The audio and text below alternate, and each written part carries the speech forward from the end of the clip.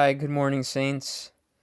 I wanted to do this book review on this book called Ancient Dispensational Truth, Refuting the Myth that Dispensationalism is New, and it's by James C. Morris. And I do recommend this book. It's a very good book showing why dispensationalism is not something that's new. And often anti-dispensationalists will say that dispensationalism it's new. It started with John Nelson Darby, which is um, the common attack, and they'll say it started with him. Although John Nelson Darby, I believe he was the first to systematize it, it actually goes way before him.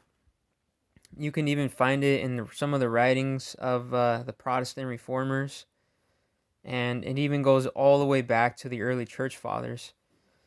And I'm just going to read you the back of it, so that way you kind of get an idea of what it's about.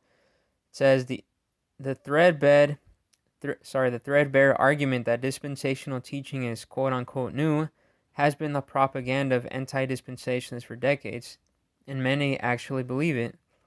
In this fascinating journey through the early Christian writings, James C. Morris demonstrates that dispensational teaching is as old as the church itself. Excuse me.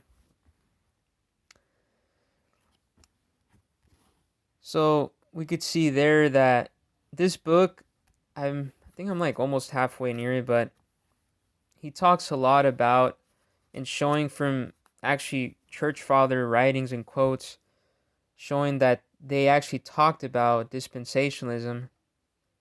Now, it wasn't at the time systematized per se, but they did talk about it and they understood that. One example of that is, or a few examples, is the Sabbath keeping. The early church fathers understood that the Sabbath was for Israel and not for the church to observe.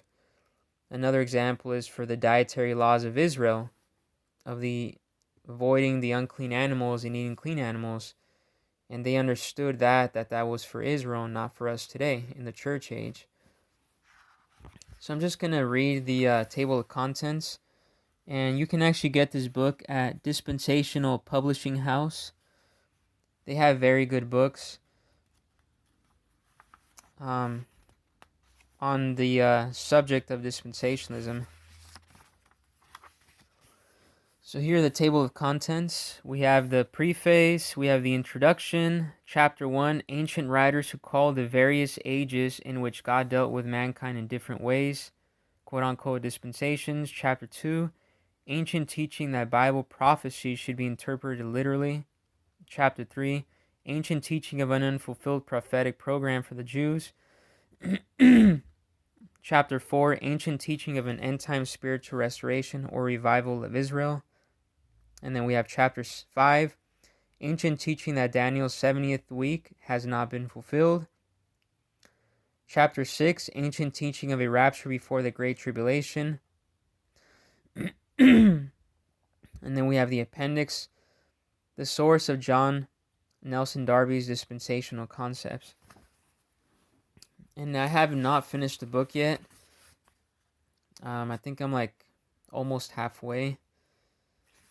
But it's a very good book, and it's I'll just read this part. Many attempt to discredit dispensationalism by claiming that the church never taught it before around 1830.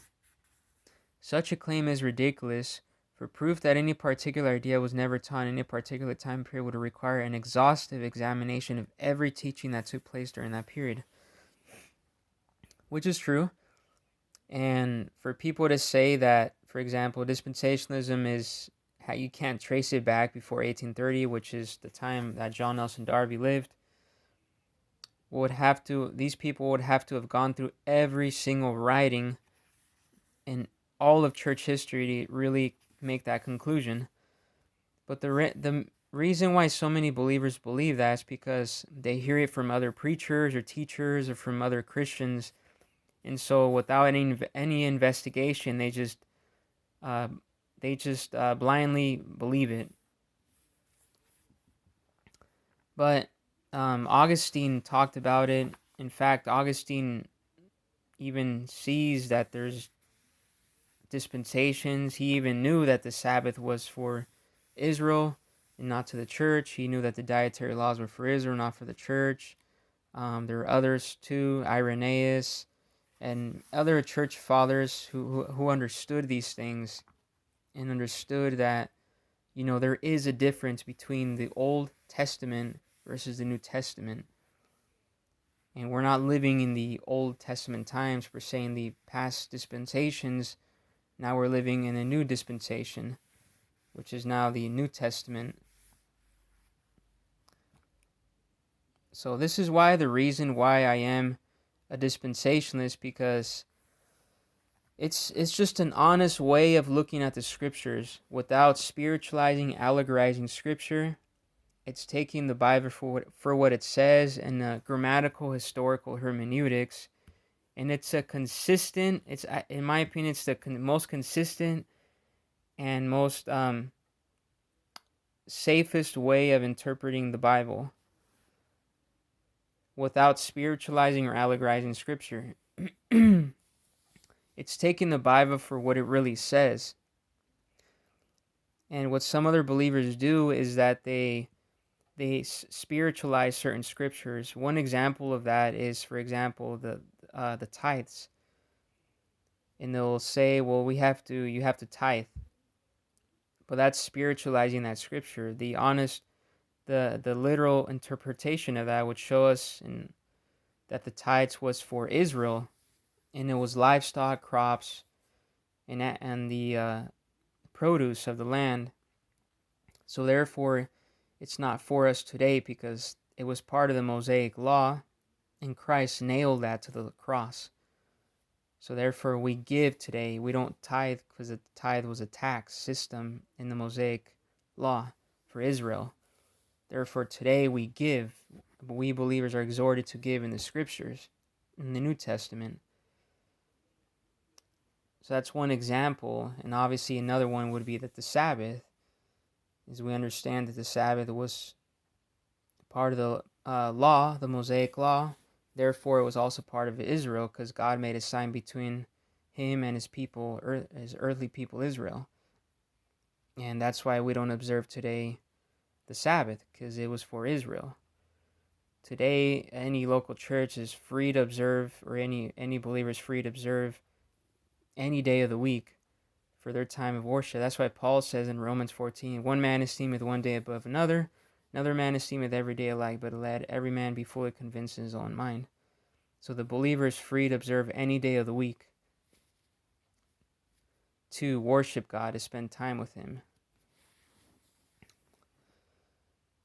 So if you want to pick this book up, I definitely recommend it. And I don't remember how much it was. It must have been like $10 or $12. I don't remember. And it's not something you have to. I forgot to mention. The author took I think he took more than 30 years to write this book. He took an exhaustive work. I mean, what he did was just so exhaustive that he literally went through every early church father writing just to find quotes on dispensationalism from the early church fathers. Now, most believers obviously don't have the time to go through every single writing because it's a very exhaustive and tedious work to do, to go through every single church father writing. He started it, from what I remember, he started it back in the 1960s, and it's a book that took him an exhaustive, painful time to go through every single writing of the early church fathers. And it's really only about the book is, it's like 138 pages long, so it's a very thin book. You could see it's not as thick, but I recommend it. And hopefully you can show other believers who attack the literal interpretation of scripture, which is the correct way of interpreting it. Although I am a dispensationalist, I don't agree with everything that dispensationalists teach. So I don't agree with everything that's out there that dispensationalists teach. I just believe it's the honest way of really interpreting the scriptures. So thank you and God bless you.